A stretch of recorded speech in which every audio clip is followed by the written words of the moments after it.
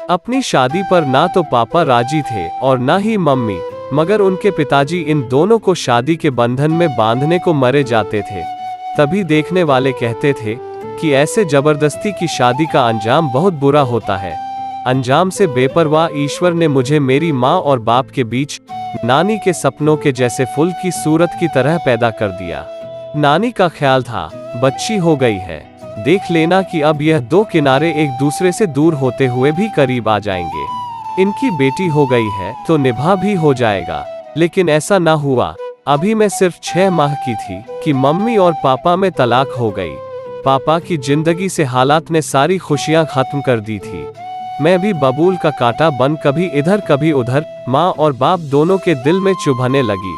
कभी माँ की मोहब्बत भरी गोद को तरसती और कभी बाप के प्यार भरे बोलों को तड़पती। पहले पापा ने मुझे माँ से छीना, फिर जमाने ने माँ को मुझसे छीन लिया। जिन दिनों मम्मी को तलाक हुई तब मम्मी की उम्र सिर्फ 19 बरस की थी। खूबसूरत थी, इसीलिए कैसे घर बिठाई जा सकती थी। उनकी दोबारा शादी कर दी गई और मेरी मम्मी का घर आबाद हो गया।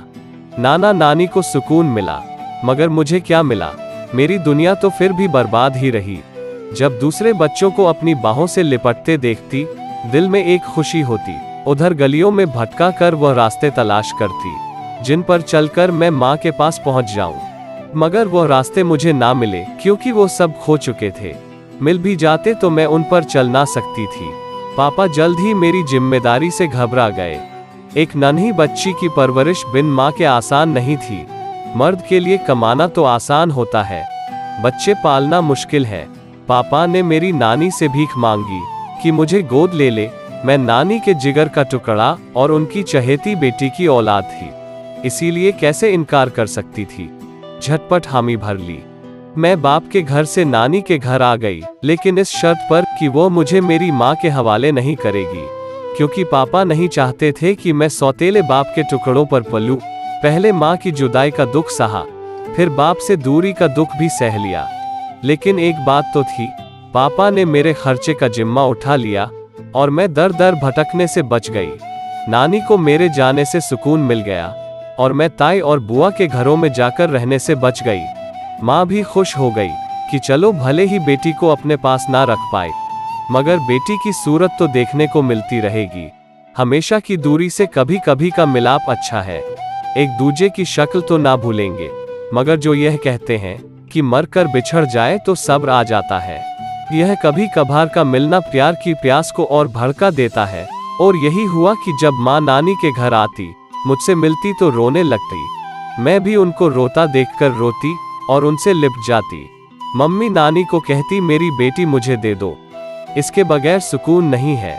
नानी कहती कि इसका बाप मुझसे वादा ले गया है, इस बुढ़ापे में मुझको झूठा ना बनाओ, मेरे सफेद बालों की लाज रहने दो। वह मुझे जी जान से ऊपर रखते, लेकिन यह कुदरती नेचर है कि जब मम्मी आकर रोती तो मैं भी उनकी तरफ खींचने लगती और मैं उनसे यूं लिपट कर रहती जैसे एक बैल पेड़ से लिपट जाता है। फिर माँ की जुदाई मौत लगने लगी। हरदम यही चाहती कि माँ के साथ चली जाऊं, मगर बूढ़ी नानी की आंखों में आंसू देखकर उन्हीं के पास रहना पड़ता था। कभी कभार मेरे सौतेले पापा भी मम्मी के साथ नानी के घर आ जाते थे और हम माँ बेटी का यह उदास मिलाप देखकर रंजीदा हो जाते थे। आखिर में यह रोज रोज का रोना धोना रंग ले आया। एक रोज जब नानी अस्पताल गई हुई थी, सौतेले बाप ने मुझे मम्मी की बीमारी का कहकर बहला लिया और अपने साथ घर ले आए। मैं माँ के घर आकर खुश हो गई और नानी का सारा प्यार भूल बैठी। माँ आखिर माँ थी और उसके प्यार का मजा ही सबसे जुदा था। सौतेला बाप भी कुछ ऐसा बुरा न था, मोहब्बत करता था और नरमी से पुकारता था, हर फरमाइश पूरी करता, किसी चीज की कमी ना होने देता। यहाँ आकर रुकी तो काफी दुख दूर हो गए थे। वह गड्ढा भी भर गया जो माँ बाप की जुदाई से दिल में पैदा हो गया था। मैं काफी संतुष्ट हो गई। अब लगता था जैसे किसी ने रास्ते के पत्थर को उठाकर एक तरफ रख दिया हो और आने जाने वालों की ठोकरों से बचा लिया हो। 16 साल की उम्र तक सौतेले बाप ने मुझे बाप जैसी मोहब्बत की और उस प्यार में जरा भी कमी ना आने दी। लेकिन जब मैं 17 बरस की हो गई तो अचानक उसकी मोहब्बत और इंसानियत एक नए रंग में बदल गई। अब उसकी नजरों में बाप वाला प्यार ना बना रहा, जैसे वह किसी दूसरी सोच में डूबा रहने लगा हो। उसके चेहरे पर कोई और ही इरादा भर आया था। अब मुझे उस शख्स से डर लगने लगा था। उसकी तरफ देखने से खौफ महसूस होता और कभी कभी तो उसकी गहरी गहरी आंखों से झुरझुरी आ जाती। वो घर जो पहले मेरे लिए किसी फूलों के बाग जैसा था, जहां मैं एक कोमल कली की तरह खिलकर रहती थी, अब वही घर मुझको एक अंधेरा और सुनसान वीराना लगने लगा था। एक रोज जब मम्मी पड़ोस में गई हुई थी तो मैं अकेली बैठी सब्जी बना रही थी कि मेरा यह सौतेला बाप आ गया। मुझको तन्हा देखकर उसके लबों पर मुस्कुराहट फैल गई। मैंने उसकी तरफ देखा। उसका चेहरा मुझे ऐसा नजर आया कि मेरे मुंह से चीख निकल गई। उसकी निगाहों में भेड़िए जैसी झपट थी। सोचा दरवाजा खोलकर निकल भागूं, मगर उसने मेरा रास्ता रोक लिया। खैर ऊपर वाले को मुझ पर तरस आ गया। उसी वक्त मेरी मम्मी आ गई। मम्मी ने मुझे डरा सहमा देखा तो उनकी जैसे तीसरी आंख खुल गई थी। बोली, निशा के पापा पड़ोसन ने हमारी बेटी के लिए एक अच्छा रिश्ता बताया है। अब मैं उसका ब्याह करने वाली हूँ। हाँ, मैं भी इसी फिक्र में हूँ। सौतेले पापा ने मम्मी को जवाब दिया। भगवान किसी लड़की से उसके बाप का साया न छीने, क्योंकि उसको बाप की मजबूत पनाह की असल जरूरत होती है। उस दिन के बाद से एक लम्हा भी मुझको चैन नसीब न हुआ और मैं हर पल खौफ की बारिश में भीगती रही।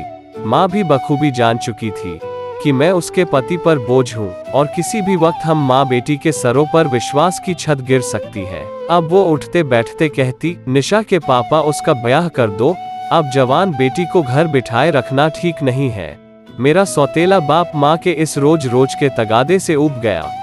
उसने सोचा, जिस लड़की का इतने बरस खर्चा उठाया, जिस पौधे को बरसों सींचा, अब उसकी छांव दूसरे घर जाएगी तो फिर मुफ्त में क्यों?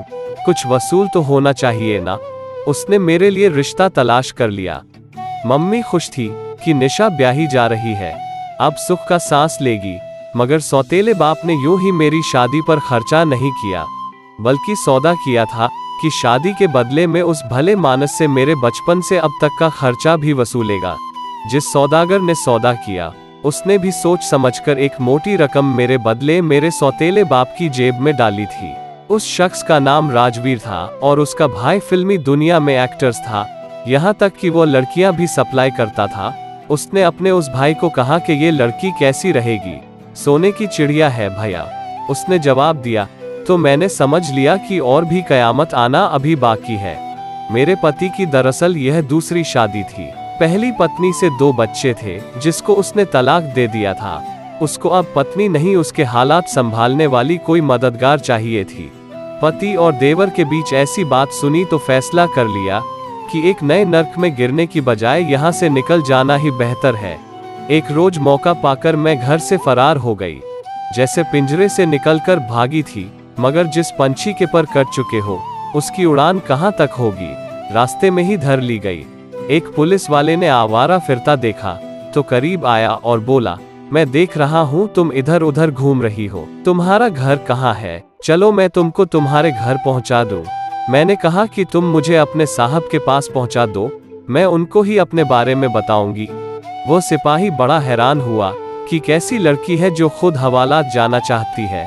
पहले तो उसने मुझे समझाया, अपने घर चलने की भी पेशकश की, मगर मैं ना मानी तो थाने ले आया। कुर्सी पर जो शख्स नजर आया वो उचित किरदार का नहीं लग रहा था। मैं एक तरफ बैठ गई। उसने मेरे बारे में सवाल किया। हवलदार ने कहा, यह लड़की अपना पता नहीं बताती, काफी देर से इधर उधर घूम रही थी, मैं यहाँ ले आया। मैंने इंस्पेक्टर से कहा कि आप मुझे विश्वसनीय लगते हैं, मैं आपको अपनी मुश्किल बता देती हूँ। वह बोला, अभी मेरे पास वक्त नहीं, किसी जगह जाना है, वापसी आकर तुम्हारी बात सुन लूंगा। हवलदार से कहा, ओके, अभी इसको हवालात में बैठा दो, आकर बात भी सुन लूंगा और फैसला भी करूंगा। वह चला गया। सुबह से शाम हो गई मगर वह शख्स ना आया। लेकिन वहां एक और बुजुर्ग हवलदार भी था जो चुपचाप मेरी बेबसी का तमाशा देख रहा था। वह नर्म दिल रखता था, मेरे हाल पर गमजदा था, मगर कुछ ना कर सकता था। उसने मौका पाकर मुझे कहा, यह मेरे दोस्त का मोबाइल फोन है, इसमें एसपी साहब का नंबर है।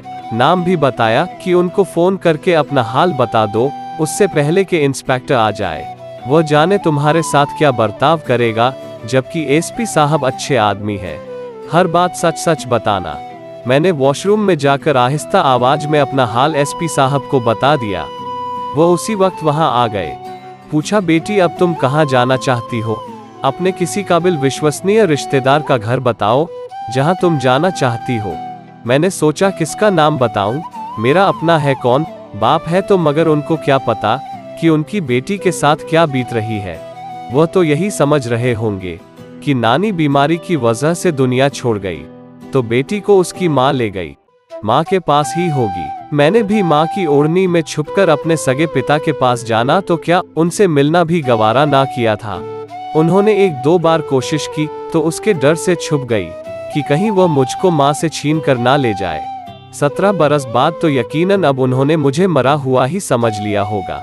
काफी सोचने के बाद अचानक मुझे शारदा मौसी का ख्याल आ गया। यह मेरी नानी के रिश्ते की भांजी थी और अक्सर उनसे मिलने आया करती थी। वह मुझको बचपन में बहुत प्यार करती थी। मैंने एसपी साहब को बताया कि मैं अपनी शारदा मौसी के पास जाना चाहती हूँ।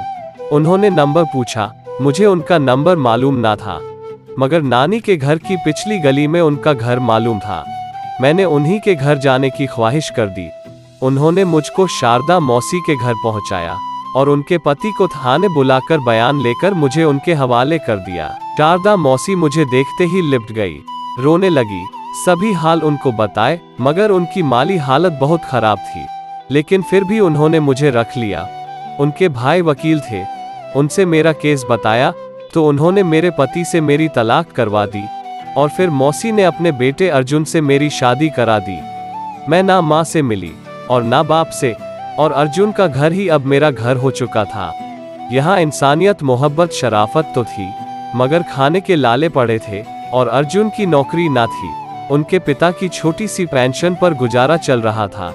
एक रोज मौसी बोली, बेटी अगर बुरा ना मानो तो जहाँ मैं काम पर जाती हूँ तू भी चल, 1 से 2 भले होते हैं। जब तक अर्जुन को कोई ढंग का काम नहीं मिलता हम अपने घर की गाड़ी को खुद ही चलाएंगे। क्यों नहीं मौसी, अगर आप काम कर सकती है तो मैं क्यों नहीं। इस तरह मैं शारदा मौसी के साथ गवर्नमेंट फैक्ट्री जाने लगी और जल्द ही वहां काम सीख लिया। मैं बच्चों की कपड़ों के मशीन पर सिलाई करती थी। इस तरह हमारी आमदनी में बढ़ोतरी होती गई। मौसी काफी अरसे से उस फैक्ट्री में सिलाई कर रही थी। उनको सब फैक्ट्री वाले जानते थे, मगर बेटे की नौकरी के लिए मालिक को कहने से घबराती थी। अर्जुन ने ग्रेजुएशन किया हुआ था, मगर उनके हिसाब से फैक्ट्री में काम नहीं था। एक रोज मैंने मालिक से अर्जुन की नौकरी की बात की तो उन्होंने उनको ऑफिस में नौकरी दे दी और तनख्वाह भी ठीक थी। अर्जुन ने नौकरी मिलते ही मुझे फैक्ट्री आने से मना कर दिया क्योंकि मैं पेट से हो गई थी। हम 2 औरतों की आमदनी से बढ़कर अर्जुन को तनख्वाह मिल जाती थी। ऊपर वाले ने लाज रखी और उनकी तनख्वाह में बेटी की पैदाइश वाले दिन बढ़ोतरी हो गई। वह कहते हैं कि मेरी बेटी अच्छा नसीब लेकर आई है और मैं प्रार्थना करती हूँ कि ईश्वर करे मेरे जैसा मेरी बेटी का नसीब ना हो। इस बात को अरसा बीत चुका है। अर्जुन अब फैक्ट्री में मैनेजर है और हम खुशहाल जिंदगी गुजार रहे हैं, मगर मैं आज भी झगड़े और तलाक से डरती हूँ। खुदा करे किसी के बच्चे माँ बाप की तलाक का ईंधन और दुनिया के लिए तरने वाला ना बने। मैंने शादी के बाद कभी अपने पति से झगड़ा नहीं किया ताकि मेरे बच्चे माँ बाप के साए तले पुरसुकून माहौल में पले बढ़े। दोस्तों, यह कहानी उन शादीशुदा लोगों के लिए है जो आपस में लड़ाई झगड़ा करते रहते हैं, मामूली बातों पर इतना लड़ाई को बढ़ा लेते हैं कि तलाक की नौबत आ जाती है। वो खुद तो जुदा होकर अपनी नई जिंदगी, नया घर बसा लेते हैं, लेकिन बच्चों की जिंदगी तबाह हो जाती है। इसलिए आपसे गुजारिश है, कभी आपस में कोई मामूली झगड़ा हो भी सही तो अपनी औलाद की खातिर ही कुर्बानी देकर खामोश हो जाया करें, चाहे वो लड़की हो या लड़का। मगर पति पत्नी एक दूसरे की मामूली गलतियों को इग्नोर करें और प्यार मोहब्बत के साथ जिंदगी गुजारे। गुस्से में औरत भी अपनी जुबान पर काबू रखें और पति को भी चाहिए कि वह बिना वजह पत्नी के साथ जुबान ना लड़ाए ताकि किसी की बेटी की जिंदगी नर्क ना बने। धन्यवाद दोस्तों।